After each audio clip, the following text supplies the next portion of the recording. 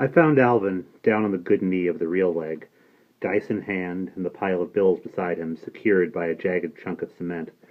With the prosthetic leg jutting straight out in front of him, he looked like a squatting Russian dancing one of those crazy Slavic jigs.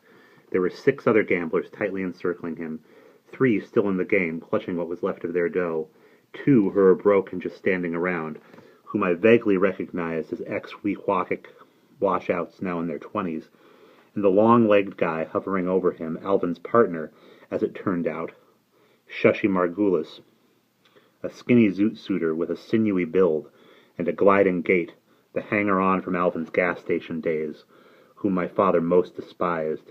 Shushy was known to us kids as the Pinball King because a racketeer uncle whom he boasted about was the Pinball King, the king, as well, of all illegal slots down in Philadelphia, where he reigned, and also because of the hours he spent racking up scores by banging away at the pinball machines in the neighborhood candy stores, shoving the machine, cursing it violently, shaking it from side to side until play was terminated either by the colored lights flashing tilt or by the store owner chasing him out.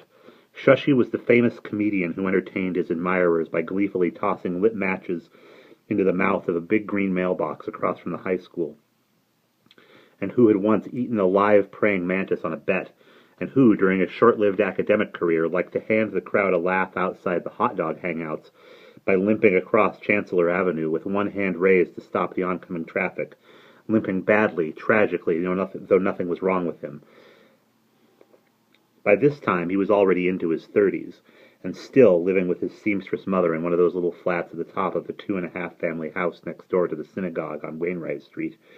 It was Shushy's mother, known sympathetically to one and all as poor Mrs. Margulis, that my mother had taken Alvin's pants to have the zippers sewn in.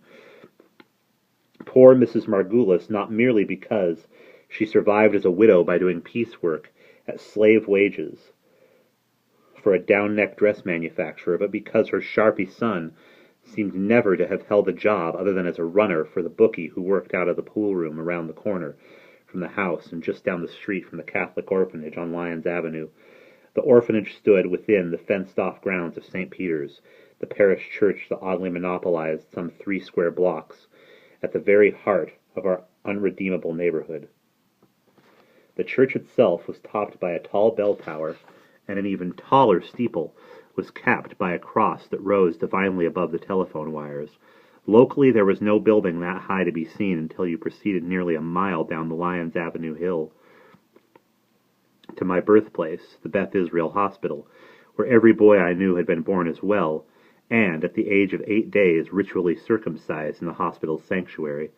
Flanking the bell tower of the church were 2 smaller steeples that I cared to examine, because the faces of I never cared to examine because the faces of Christian saints were said to be carved into the stone, and the church's high, narrow stained-glass windows told a story that I didn't want to know. Near the church was a small rectory, like most everything else situated within the black iron palings of this ancient world. It had been built during the latter part of the previous century, several decades before the first of our houses went up and the western edge of the Weehawken neighborhood took shape as Newark's Jewish frontier. Behind the church was the grammar school serving the orphans.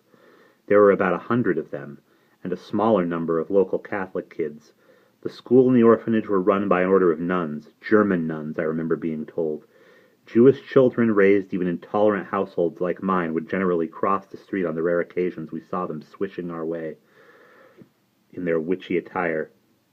And family lore had it that when my brother was a small child sitting alone on our front stoop one afternoon, spotted a pair of them approaching from Chancellor Avenue, he had called excitedly to my mother, "Look, Ma! The nuts!" A convent stood next to the orphan's residence. Both were simple red brick buildings, and at the end of a summer's day you'd sometimes catch a glimpse of the orphans, white children, girls and boys aged from about 6 to 14, sitting outdoors on the fire escape. I have no memory of seeing the orphans in a group anywhere else, certainly not running freely about the streets the way we did. A swarm of them would have discomfited me no less than did the unsettling appearance of the nuns, primarily because they were orphaned but also because they were said to be both neglected and indigent. Back to the residence hall, and unlike anything to be seen in our neighborhood or anywhere else in an industrial city of close to 500,000, was a truck farm of the kind that made New Jersey the Garden State. But when compact family vegetable farms able to turn a small profit dotted the undeveloped rural reaches of the state. The food grown and harvested at St. Peter's went to feed the orphans. The dozen or so nuns, the old Monsignor in charge, and the younger priest who was his assistant.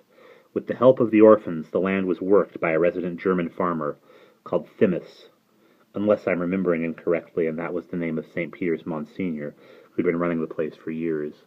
At our public elementary school, less than a mile away, it was rumored that the nuns, who instructed the orphans in class routinely, smacked the stupidest of them across the hands with wooden rulers, and that when a boy's offense was so gross as to be intolerable, the Monsignor's assistant was called to beat him across the buttocks with the same whip the farmer used on the sway-backed pair of lumbering workhorses that pulled the plow for the spring planting. These horses we all knew and recognized because from time to time they'd wander across